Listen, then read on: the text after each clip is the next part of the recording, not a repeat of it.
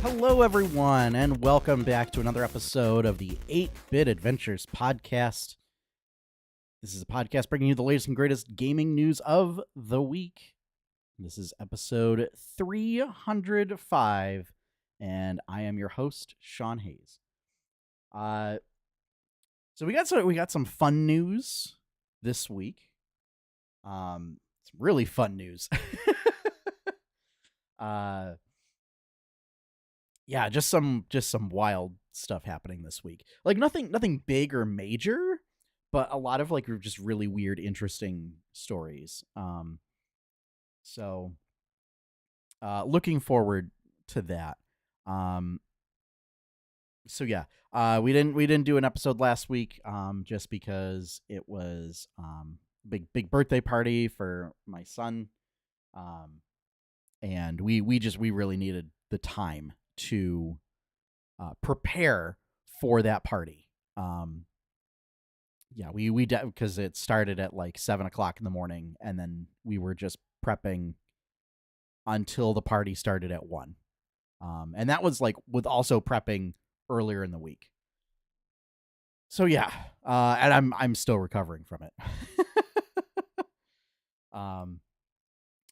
So yeah, and I hope for those of you in the U.S., it's probably all of you that listen to this podcast. Hope you had a good Independence Day, or at least that you were able to get the day off and relax. So yeah, yeah, it's been a bit of a rough week here. So yeah, not really much going on with that. Yeah, just really struggling with the lack of time to kind of do anything. So, so unfortunately, no progress on other projects. But anyway, you don't want to hear about me complaining about that stuff. You want to hear what the news this week is. So, let's get right into it.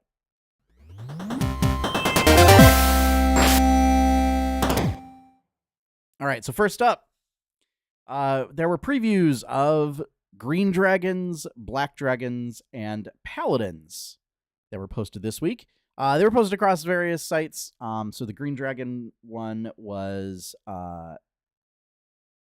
Engadget, I believe. I don't remember where the Black Dragon preview was, and the Paladin stuff was posted on the official D&D YouTube channel and on D&D Beyond. So go check those out. Basically, we knew that they were going to do redesigns of the Chromatic Dragons. I did report this previously from like a Wargamer article. Apparently, those weren't official, which was much to my dismay when there was a thread on Reddit talking about it. Oh, there was also a preview for Brass Dragons as well. So yeah, Brass Dragons. It kind of runs into the issue of like their wing structure looks similar to what they're doing with other dragons. So instead of being gold light, it's now kind of bronze light. But Green Dragons, much more serpentine, very, very sinuous, and they wanted to emphasize sort of that serpent nature, which admittedly does work well for forest environments. Their wings are very small, so they kind of have like a weird bumblebee thing going on for me of like their wings might be too, like dragon wings are already too small for their bodies to actually carry them aloft if you're going to use physics and not magic. And in this case, they're way too small. So, I really liked the previous Green Dragon design, so I don't know how I feel about it. Black Dragon design, 100% all in. So this one they used crocodiles as a or crocodilians, I should say, as an inspiration. And so some of the concept art is like which it just seems funny to me, is a black dragon hanging out in the water like a crocodile would. So like just the top of their head showing, and then like the rest of their body is just dangling down. Um, but that was nice to see. Looks like they're going more of a coloration thing with the sort of the gray and white patches on their face, as opposed to the acid from their breath weapon is literally eating away at their face. Which was why Black Dragons in previous editions had like the weird bony facial structure. Is because like the acid that they spit like would seep out and just like eat away at their skin and flesh on their face to leave just like a bony structure to it. Big things for paladins. Divine Smite got nerfed. It requires it's like now a spell and a bonus action activation after you hit with an attack. I think it's fine. A lot of their other features were buffed, so a lot of people are screaming gloom and doom. Which it's just wild. It's wild to me that like the strongest class in the game gets pulled back a little bit, and everybody is screaming about how the sky is falling. When like, and saying like, oh, this is the first misfire of 2024, and it's like, have you looked at any of the discourse like surrounding Ranger or Rogue? And like, oh, I mean, this is the thing, right? And we see this in Warcraft a lot. Nerfs come, they might even be slight nerfs, and now all of a sudden everybody's like, oh no, we're the worst now. And it's like, you're still top of the charts. Like, come on. And notably, a lot of this, of course, from DMs and GMs are who actually play tested it. This change is great. What it does is it just evens out the math a bit, so that you can't just like go full burst on round 1 and just have single round combats. And like the thing is, like this was a problem with Paladin. I know I have a Paladin in my home game. former co-host Josh York plays a Paladin, and absolutely, fishes for crits to then like once he gets a crit, sinks just like his highest level spell slot into a smite and just demolishes things. I think this is fine. It's also, and I don't know if, the people screeching about it know, all of the other smite spells work the same way. So now it incentivizes you and gives you options for smites. And the thing is, I don't think they've revealed components for these, because everybody's complaining about counterspell and silence. If it doesn't have verbal components, it's not affected by silence. And, I wonder, if they do a spell that lacks verbal and somatic, or if it just requires somatic components, but it, the somatic components are attacking with a weapon or something. I don't know. The other thing being, how many NPCs are going to have counterspell? And if, it's the case where official NPCs don't run counterspell, and all of your GM's custom NPCs run counterspell, that's a GM problem and not a problem of the game. So, because especially I know Wizards was going to pull back from doing counterspell like abilities and stuff on NPCs.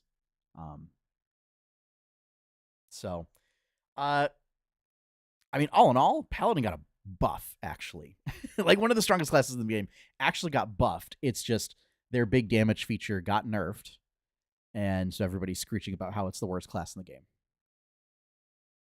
which is silly to me. Um, so, or no, wait a minute, no, it did.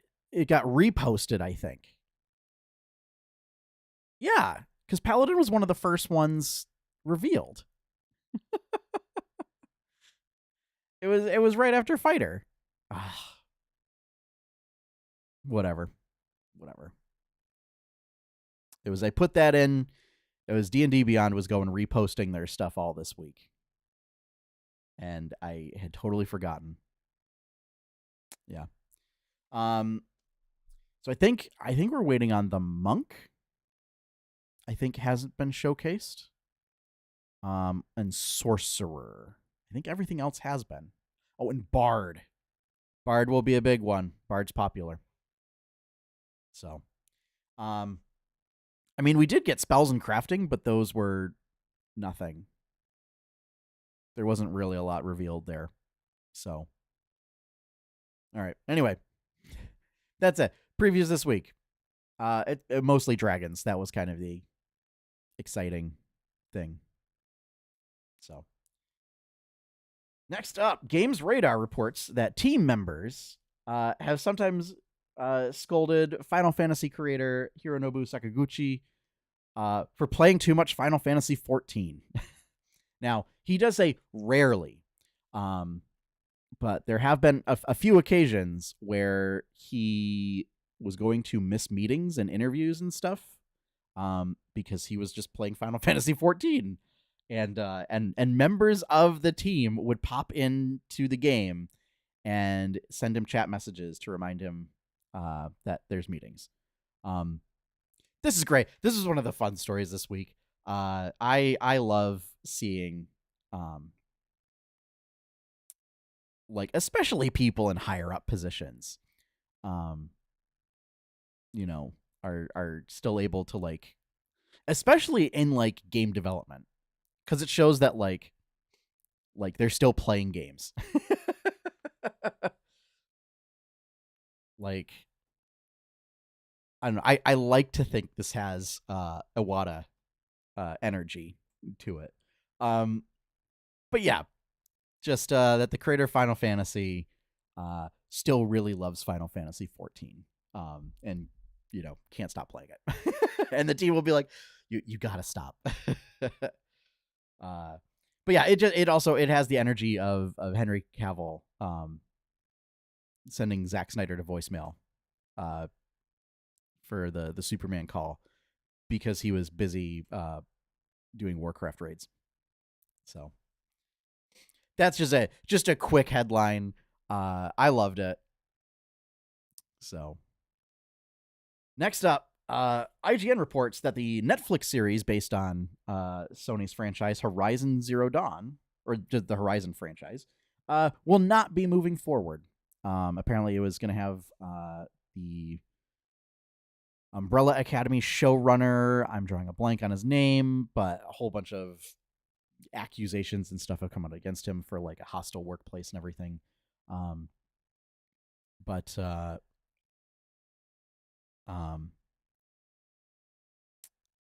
this plus another project got dropped. So who knows? Maybe, and I don't know at what stage they were in. So if it was still in like script writing stage, them's the breaks. But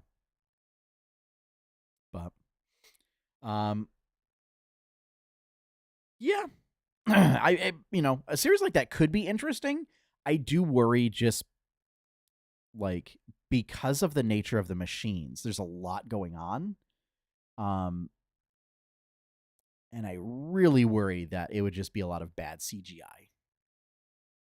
Like that is a concern of mine. Or that somebody would misconstrue the actual meaning of the games and focus on the wrong things. So, but yeah, no Horizon Zero Dawn TV series anytime soon. So we'll have to see if he gets picked up elsewhere. But Good luck to them. Next up, this is the wildest story this week. I'm gonna lay it out for you right here now. So, Kotaku reports that Kien, I assume I'm pronouncing that right, an Italian-made action platformer, was finally released for the GBA. Development started 22 years ago by a group of friends in Italy who had no game development background, who said, we want to make a game. They made the game, and then they could not find a publisher. So got shelved. Like, the game was done. Couldn't find a publisher. The publisher didn't want to take the risk on it. So it got shelved. And then eventually, like, you know, they still tried to keep finding someone to release it. And eventually the team dwindled down to like one remaining original person. Who like kind of moved on, founded a company, started doing like educational games and everything. And then recently found a publisher that like specializes in retro games and retro consoles. And they're releasing it. Physical cartridges. It will be available as physical cartridges for the GBA, or if you use an emulator, there is a digital version available for that. Yeah. So I don't know if this holds the new record for longest development time, or rather longest time from start of development to release. But this is wild. I love it. So yeah, it just goes to show,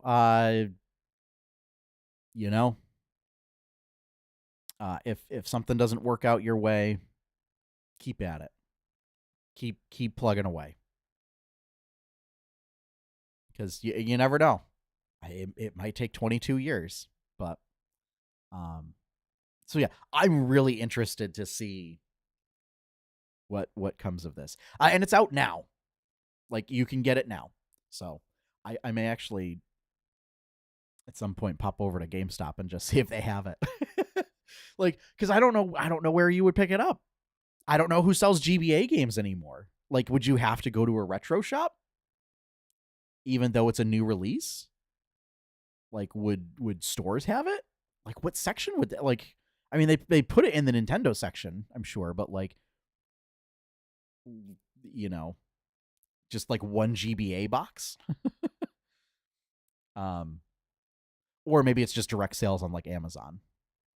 That might be the case. So, yeah, congratulations to that team for finally making it. Next up, Engadget reports there was a security breach at Roll20.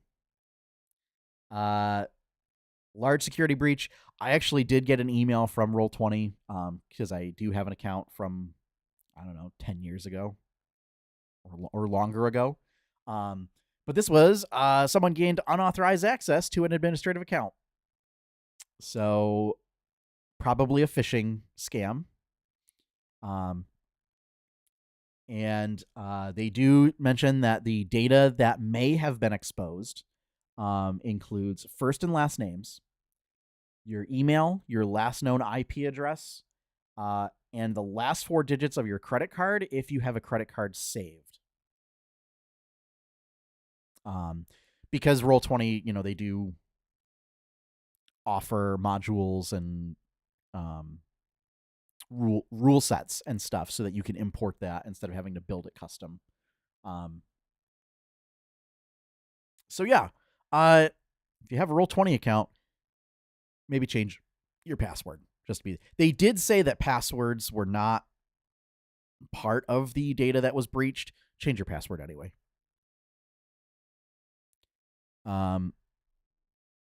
So yeah, That was just a big. This is more of a PSA than news, but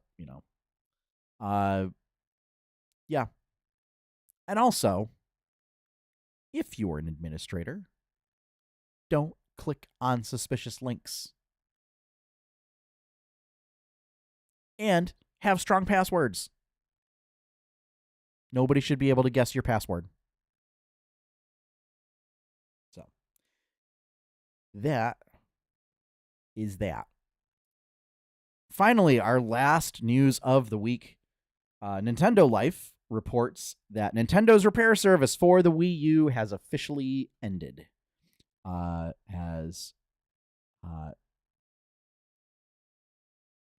The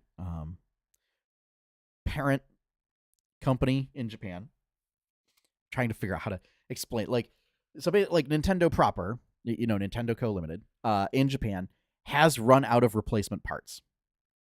So notably, the repair service has already been shut down elsewhere. So, like, if you're in North America, like me, you couldn't send it in for repairs. So if you are a Wii U owner, if you are one of if you are an owner of one of the 12 million units or 13 million units that was sold, and you're having problems with it, do yourself a favor, try and find reputable console repairers, like console repair techs. I don't know how many people do it quote unquote professionally, like if they make a business of it. But there's plenty of people who probably do it as like a side hustle, because I can't imagine there's enough sustainable work. But yeah, because there's probably like little things that can go wrong that are potentially easily fixable if you know your way around a soldering iron and a motherboard. And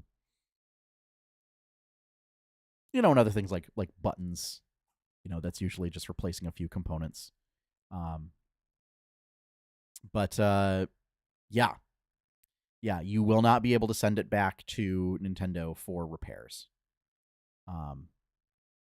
So, yeah, find yourself a good aftermarket third party repair tech.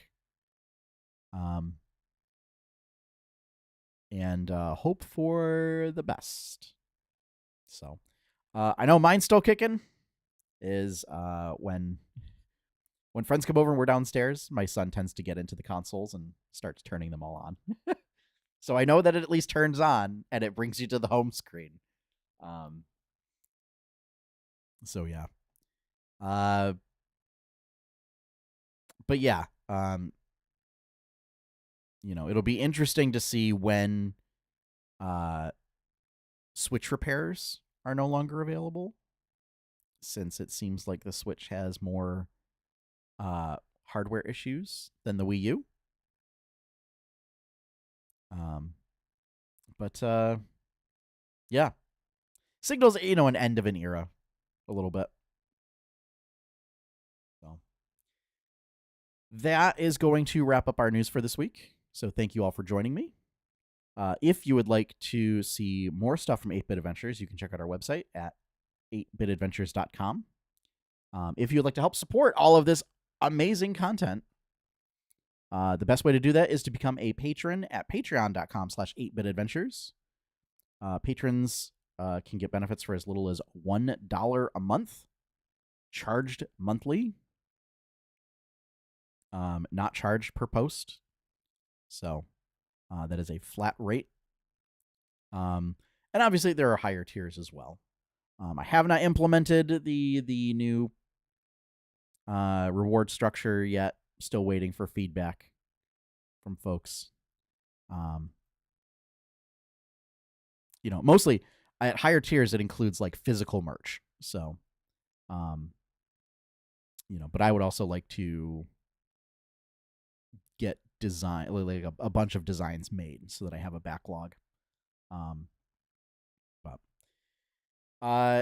And finally, our opening theme is One Up by Professor Shy Guy. You can find his work over at professorshyguy.bandcamp.com. And with that, we're done. So, as always, have fun, happy gaming, and enjoy your pie cake.